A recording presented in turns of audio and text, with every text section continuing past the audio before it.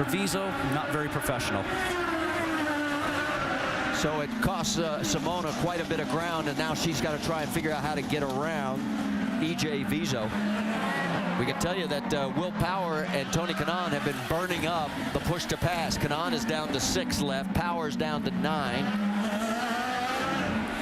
Dario Franchitti's lead, 7.7 seconds. Yeah, for E.J. Viso, 6 laps off the pace. Most professional thing to do is to ease off the throttle going down the straightaway, let both those guys, guy and girl, go ahead and have their race. Right now, he's really taking Simona really off the challenge. Well, and the two of them, yeah, the two of them have now dropped 3 seconds behind Will Power through this whole process. Vince, you've got more? I think one of the things, Scott, is you talk about the fact that Di Silvestro lost all that time trying to pass E.J. Viso, but they were only going to make that move on Tony Kanaan if the door was completely open. They were not going to take a chance on ruining this top 4 finish by taking a gutsy move and end up crashing with Kanaan in these final laps. So even though Di Silvestro certainly got hung up by Viso, I think that door would have had to have been pretty wide open to make that move on Kanaan for her to make it here in these final laps. Well, and Vince, you make a great point, because her first session out here, I mean, they were struggling with the car setup, and they kept getting better and getting better. And if somebody would have said, hey, at the beginning of the day, you're going to start 17th and you can have a chance to finish 4th, they'd be doing backflips, and they will be. Yeah, without a doubt. And I think she did a very professional move, as Vince has documented. My point is, though, it should not even have been the case. We shouldn't be discussing it, because Viso should have been out of the gas, and he's not anywhere close in the package. And what we say, what comes around goes around, that's going to happen. Viso right there, 19th position, 6 laps down. Well, Justin Wilson, remember, he was in a battle with Oriol Servia, and he could end up losing the spot, as J.R. Hildebrand could end up getting around him. We expected Justin to be a little bit more competitive here this weekend, because he loves this course. It's his 2nd year with the Dreyer and Reinbold team right now. He says there's a lot of opportunity. Oh! Same thing for Scott Dixon. Now, it won't affect him, because, as you mentioned, he is 4 laps down. Well, and we can tell you that Justin Wilson is now behind both Danica Patrick and J.R. Hildebrand. That is a battle for position. Hildebrand in front of Danica. And that is, hey, you got Wilson behind you for position too, so just keep that in mind. On board with Danica. Not missing anything up front. Franchitti's lead is 6.6 seconds. See how Hildebrand gets through that segment out of turn 1 through 2 and 3 down towards 4. A little bit better than Danica does. Hildebrand has a chance to have the best finish for the rookies. He's running in 10th. 7.1. That is the margin between 1st and 2nd. They're letting Dario Franchitti know just how much in control of this race he truly is. He has led all but 6 laps, and there are just 4 remaining. You talked before about him starting to back up the time just a little bit. I noticed there's a little bit more space of the wall. Instead of inches, you start to leave maybe close to a foot away from the wall as he starts to go through the kink there at 140 miles an hour. Let's see what he does here. A good 1.5 to 2 feet, maybe even more away from the wall. Just no sense in putting any pressure, any chance. Well, to give you an idea, his last lap was 1:05. His fastest lap, 1:04, a full second that he's just backing off. There's the push to passes, and Tony Kanaan has only 2 left, and Simona has reeled him in again, despite the delay that E.J. Viso threw at her. Oh, and who tells you who's got a faster car? Push to pass, she's got to use it right now. Get on the inside. Tony's going to move her over just a little bit. Get the draft, try to pop in the inside of him. Be tough to outbreak Tony Kanaan. Does she have the opportunity to do it? She's looking. She's looking. Be smart. And you heard him say, be smart. Hey, Kanaan is down to 1 push to pass, and there's 3 laps to go. Simona has 16.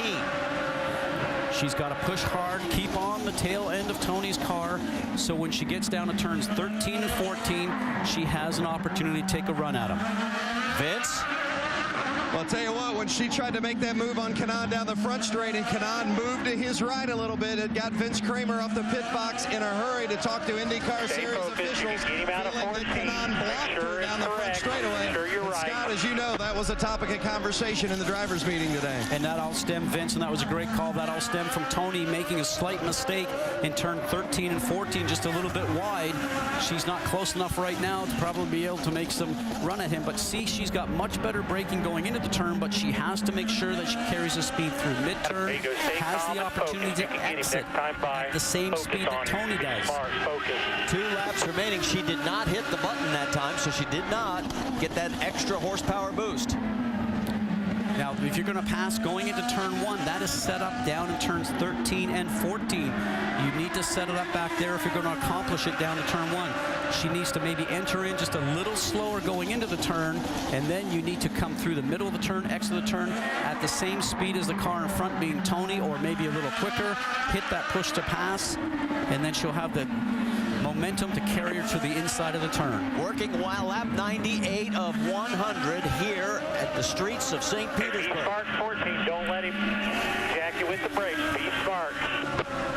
White flag now for Dario Franchitti as he comes down the front straightaway. Last lap. Final lap for Dario. 1.8 miles to go. There is second place Will Power. This is the best battle on the track. Looks good. Carried out to the wall. Tony's running a bit of a blocking line. This looks good for her. She's going to have to outbrake him, though. Tony Kanaan hits the button for the last time. He is out of push to pass. He's going to hold her off. So she'll have to do it somewhere very soon because she's running out of the corners. See, and she has, that's a blocking move right there, boys. Down into 4. We'll wait to see what IndyCar officials do. She's right on him through 5 and 6. The next best passing zone will be down into turn number 10.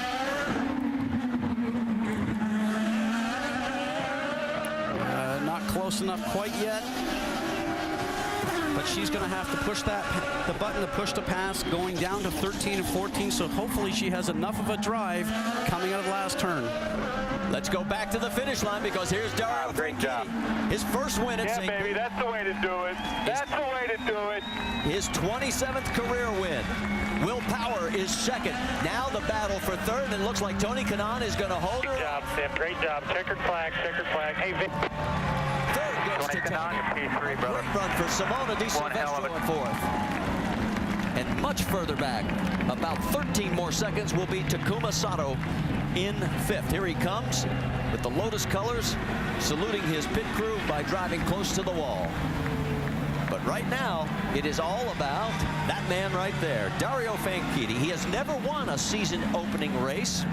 Picks up right where he left off after winning the championship last year. Is this a sign of things to come?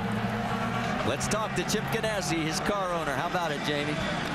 And there's high fives and hugs everywhere. Another first for Chip Ganassi, getting his first win here at St. Pete. Chip, after the crash yesterday, your boys went to work and they put this car back together for the win. What does that say about this 10 team? Well, you know, it was just the same team. They're ready to go out. You know, they obviously won the championship last year, and this is the way you want to come out in the first race. All right, he got the first win today, and his driver, Juan Pablo Montoya, is sitting on the pole for the NASCAR race later on today. And look at Chip. He is just loving it. He is loving it.